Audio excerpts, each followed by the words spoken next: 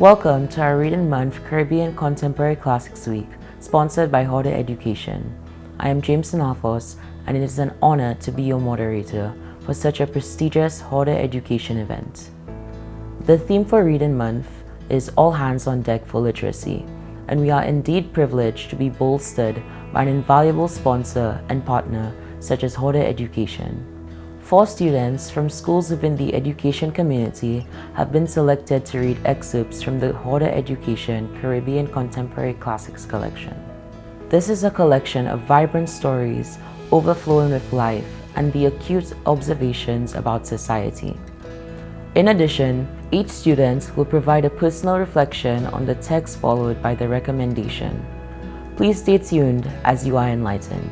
Gwyneth Harold is a writer of young adult fiction.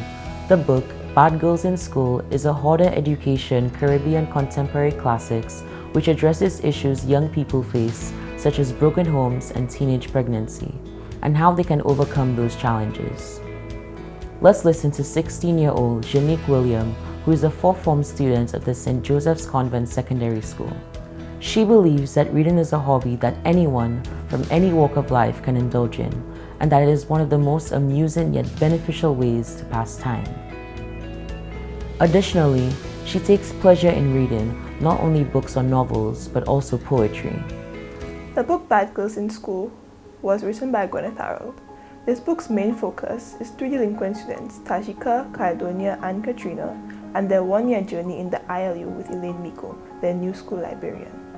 The ILU was a temporary program that Elaine and her school board chairman, Canon Price, formed to reshape the 3 students and prevent Principal Steve Torrington's wish of expelling them from their school Redeemer College for Girls. To begin, I will read an excerpt from chapter 7 of the book, entitled An Happy Holiday. Caledonia had on a less outrageous outfit of blue capri pants, a plain red t-shirt, and simple black sandals. She had a natural hairstyle with a bang that hung down the sides of her face and low to her eyebrows. However, her face was heavily made up and her lipstick matched her shirt. Elaine decided to confront Caledonia about her blatant disregard for punctuality. Miss Natal, please explain why you are nearly 2 hours late. Caledonia didn't even look up, but mumbled, got up late. You knew a week ago that we had an 8 o'clock session and you were reminded every day. Are you still sitting here behaving as if sleeping late is a reasonable excuse? Caledonia had already filtered Elaine out of her hearing and was gazing out at the playing field where the track team was practicing. The principal announced that she would be allowing some extracurricular activities to return to the school in January, and the track coach took that as a license to start training his athletes during the Christmas break. A group of Class 3 athletes were running a fast lap, girls who were in her age group and whom she knew she could outrun with better times if she were given the chance. She had competed in track since she was 7 years old, had the medals at home to prove that she was good. On the first day at school, after vacation, the sight of the track around the hockey field made her heart race. In recent times, running was the only thing that she did well, so she depended on it to make her feel good about herself. Her exclusion from the team made her unhappy and angry, and the least inclined of the 3 girls in the ILU to do any work. Caledonia Natal, I am speaking to you. Elaine had stood up, all 162 centimeters of her in flat sandals, and leaned on her desk. She was going to get under Caledonia's skin today and force her into action. She was going to employ some tough love. However, Caledonia was also feeling tough at that moment. All her frustration became focused on the fat woman in the loud floral dress in front of her, and she released it. What else do you want me to say, miss? Listen to me, young woman. This lackadaisical, don't care attitude is why we have to be here correcting work that you should have got right in the first place. Everything that is worthwhile starts with a lot of discipline and effort, something that the 3 of you need plenty of. Caledonia looked at Elaine and thought this rude and out of order woman needed to be put in her place. Caledonia knew a lot about discipline and effort, meddling in sprints, as well as stretching herself to cope the long jump.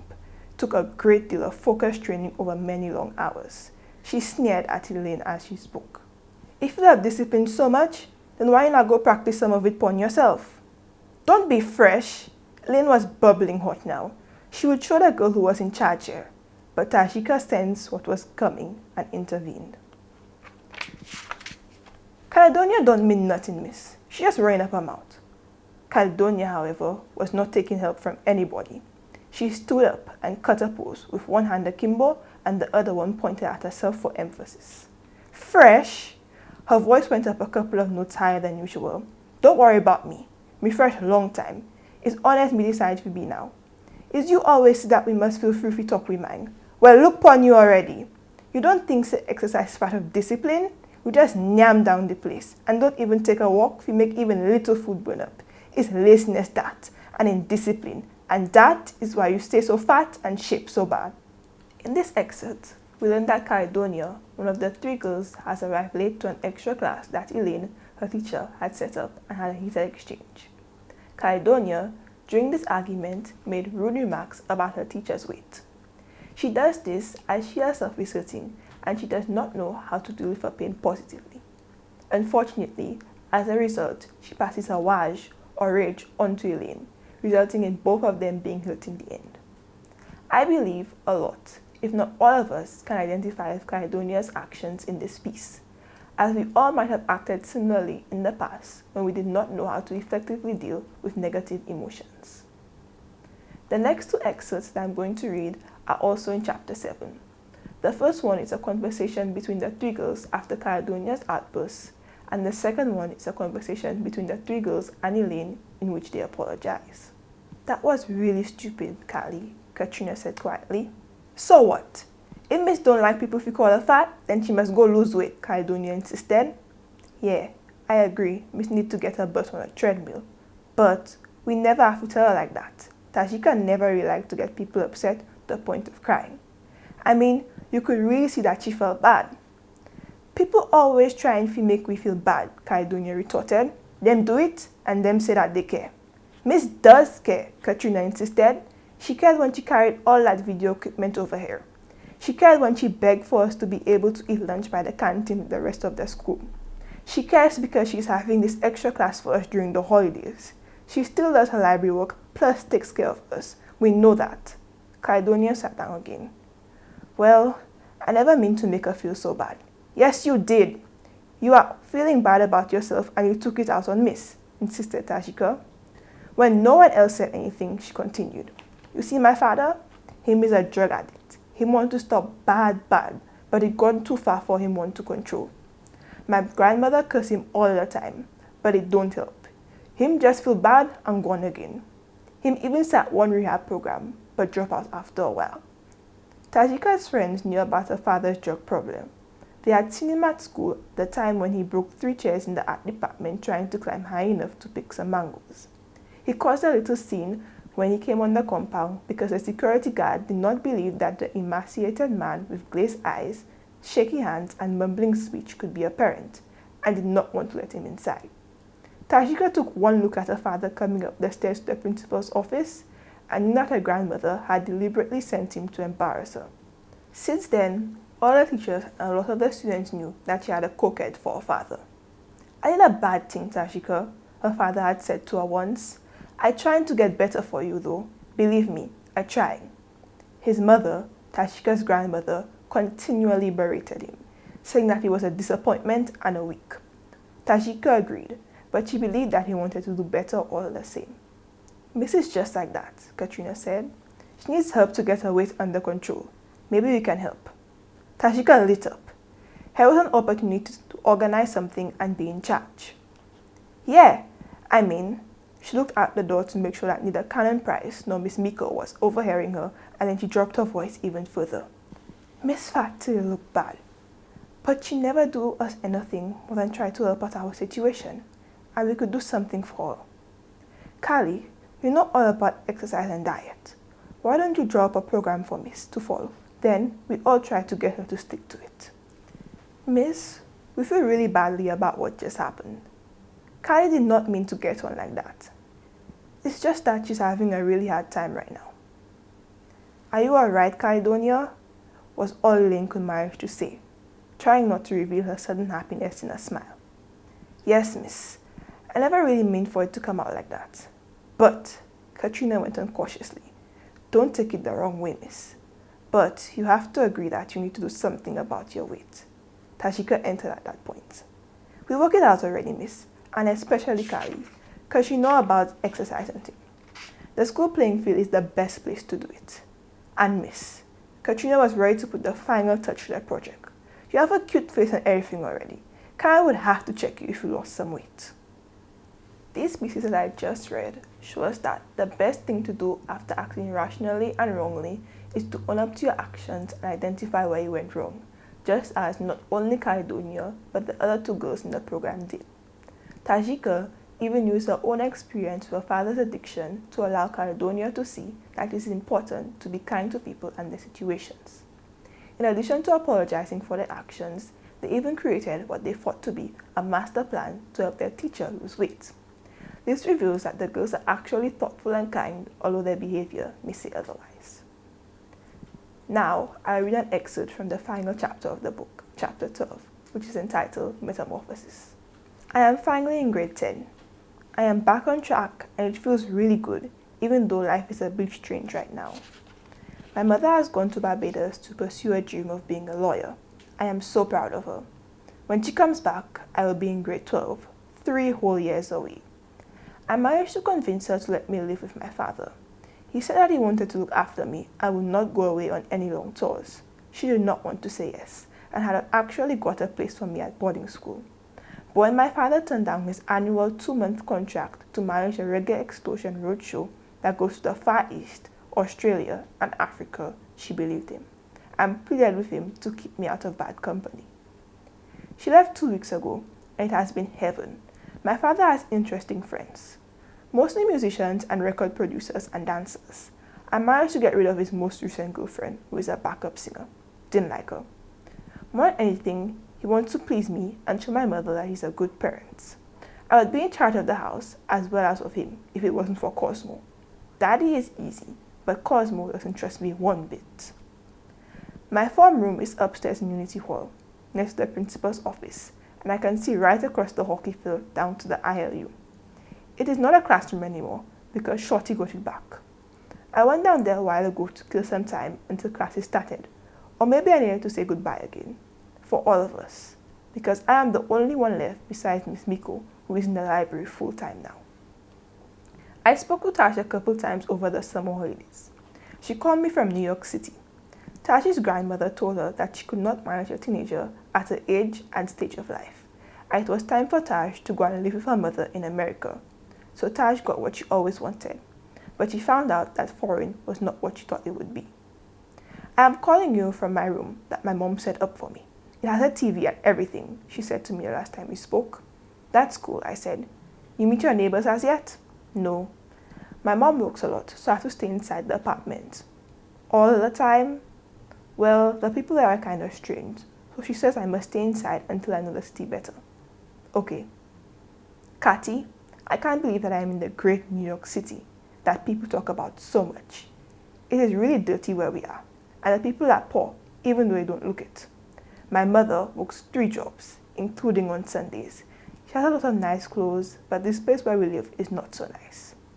She took me to the school that I will be going to. It is all inside of one big building and no playing field. I never thought that I could miss looking over to the bush on the north side. The caterpillars must be coming out about now at school.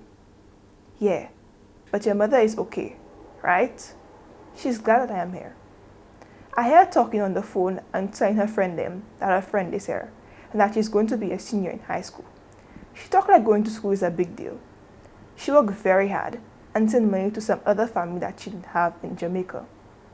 Kati, do you know that she say I need to get her job after school and on weekends? I'm used to working in my grandmother's bar, but that was a fun thing most of the time. Plus, we don't have a helper over here. So it is going to be my job to clean the apartment and the laundry. Life in America was all I could say. We were silent and she brought up Kali. You heard from her? No. I called her house up to yesterday and her mother said that she had gone to visit relatives for a while. Lie, I know. If you could have go back to last year, what would you do different? Tell somebody. Like who? Miss Miko. Kati would have hated us if we do that. She'd want to do it her way. But she was not managing by herself. She needed help, and I feel bad now that we did not do it. We were silent again for a bit. Then Taj spoke again. Catty, my cell phone credit is going, so I soon ring off. You can do me a favor? Yeah, sure. Go look for Mama for me. I call her almost every day, but she missed me. I don't want her to feel so alone. You can? The phone beeped, and I quickly said, yes, I'll go up there and look for her. But she was already gone. I planned to keep that promise to visit Miss Redcab one day.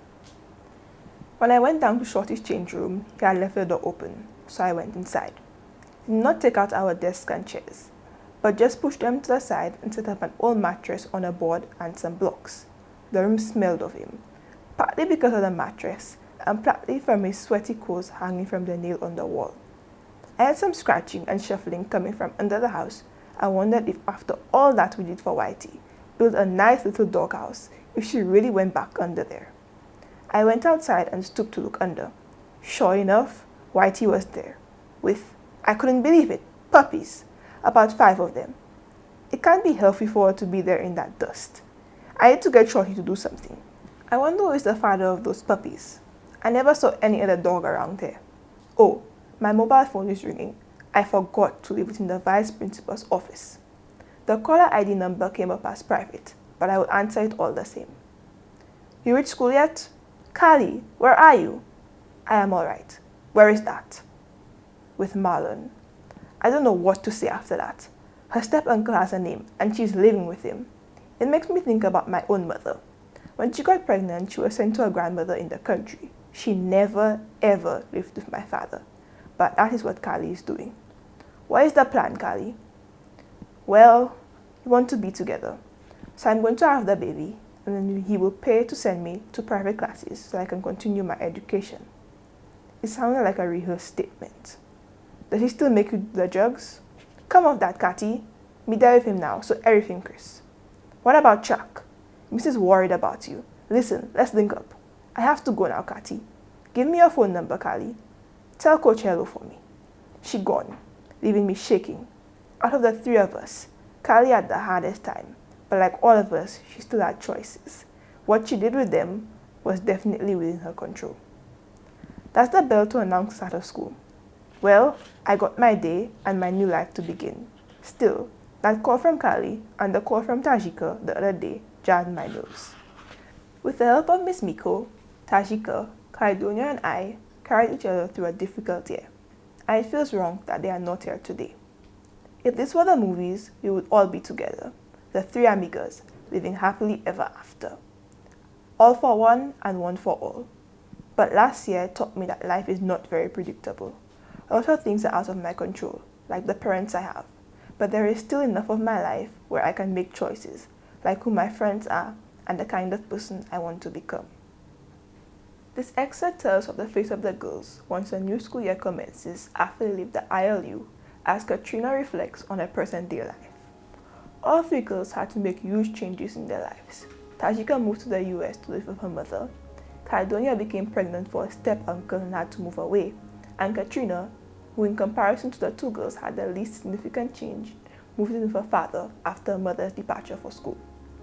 Katrina also reflects on the fact that life is not always predictable, and a lot of things are out of her control.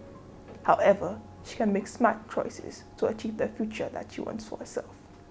This piece shows us how fast each of the girls' lives change, and in essence, how anyone's life can change in a short period of time, and how far each of the students has gone in their own personal journeys.